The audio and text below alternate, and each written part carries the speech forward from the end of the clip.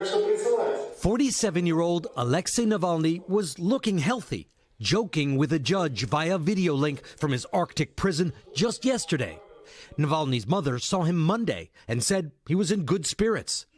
Yet somehow Alexei Navalny, Russian President Vladimir Putin's fiercest and most energetic critic, dropped dead suddenly at a penal colony in Siberia. Prison officials say Navalny went for a walk but felt unwell and quickly lost consciousness.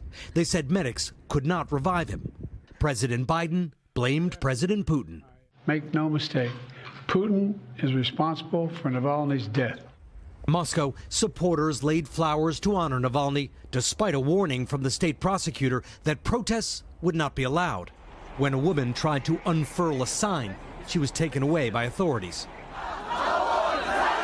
Navalny started out as an anti-corruption blogger, exposing on his YouTube show the lavish lifestyles enjoyed by Putin and his inner circle.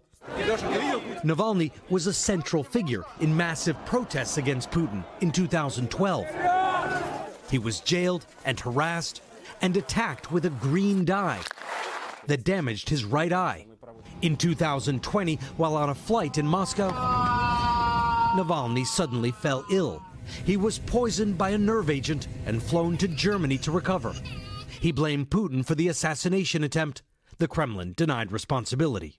And then came the most consequential decision of his life. Navalny returned to Russia after recovering from his poisoning. He deliberately put his life on the line and his principles first, until his death today, which is not confirmed by his family, but who don't seem to doubt it. Navalny's wife, Yulia, in Munich, called for President Putin to be punished. We should come together and fight against this evil, she said. In 2021, President Biden warned Putin of devastating consequences if anything happened to Navalny in Russian custody. NBC's Peter Alexander pressed him on that today.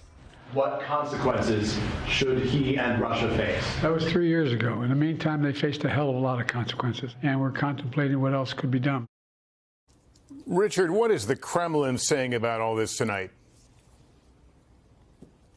Well, the Kremlin is calling Western accusations unacceptable and says it doesn't yet know how Navalny died. But critics point out that many of Putin's opponents have died just like this, mysteriously, either falling out of windows or poisoned, or, in this case, dropping dead in jail. Thanks for watching. Stay updated about breaking news and top stories on the NBC News app or follow us on social media.